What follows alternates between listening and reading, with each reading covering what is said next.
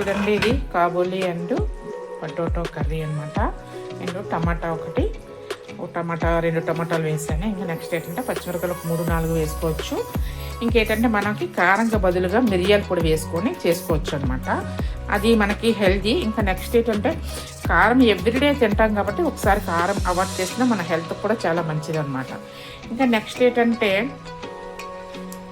ఇది ఇలాగా మనకి మన ఒంట్లో ఏమన్నా ప్రాబ్లమ్స్, దగ్గు, జలుబు, జ్వరము అలాంటివి ఏమైనా ఉన్నా మనం ఇలాగ మిరియాల పొడి తీసుకోవడం వల్ల మనకు ఆ ప్రాబ్లమ్స్ అవన్నీ మనకి సాల్వ్ అయిపోతాయి అన్నమాట. అందుకని మనం ఇట్లాగా ఒకసారి కర్రీ చేసుకునేటప్పుడు కారం అవాయిడ్ చేసేసి ఇలా మిరియాల పొడి వేసుకొని చేసుకుంటే చాలా టేస్ట్. ఇంగు కూడా వేసుకొని చేసుకుంటే చాలా టేస్టీగా ఉంటుంది. ఇంగు వేసుకోవాలి అనుకున్న వాళ్ళు, దాని ఫ్లేవర్ నచ్చిన వాళ్ళు ఇంగు కూడా వేసుకోవచ్చు. లేదంటే ఇంగు లేకుండా కూడా కర్రీ చేసుకోవచ్చు. చాలా టేస్టీగా ఉంటుంది. ఇలాగ